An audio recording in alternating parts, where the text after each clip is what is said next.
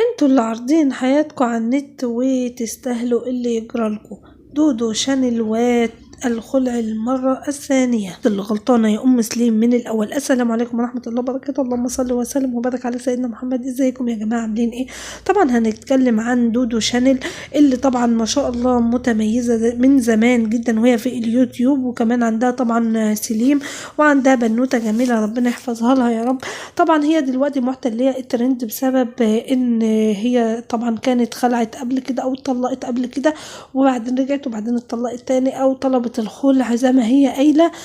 وان جوزها كان هو السبب، وان هي قالت كذا مره انا هقول ومش هسكت، وانتوا عايزيني بتستفزون عشان اطلع اقول السبب. ايوه انا اللي خلعته وانا اللي خدت قرار الخلع بعد مره تانية كمان.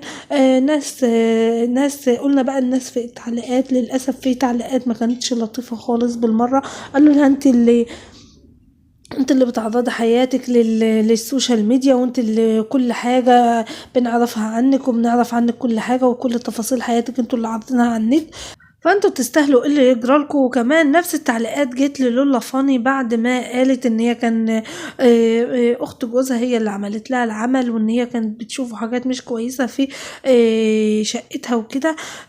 بس احنا هنرجع نقول يا جماعة، من لا يرحم الناس لا يرحمه الله. فالناس اللي بتعلق دي او اللي بتستظرف، يعني طب ما الناس اللي بتطلق وما بيكونش عندها قناة يوتيوب ولا فيسبوك ولا حاجة وبتطلق، هي زي ما تقولوا يعني الناس، يعني الرجالة ده من رأيي ان الرجالة واهاليهم لما يكون معاهم ولد، يعني بدل ما يتقوا الا في بنات الناس يقولك يلا طلقها واجيب واحدة تانية عادي، وان التانية هتيجي يلا بقى وتاخد فوق دماغها التانية كمان اللي هتيجي. يعني ربنا ينتقم من كل ظالم، فربنا يعوضها خير ان شاء الله. وهي كمان حاولت مرة، ويعني ومادام حاولت مرة وكمان كذا مرة، فالتاني بقى بيقول لك يلا ده هي عادي وهتاخد على كده عادي. للأسف وما فيش حد وحش بيتغير، لا الوحش بيتغير ولا الحلو بيتغير، فربنا يهدي الأمور.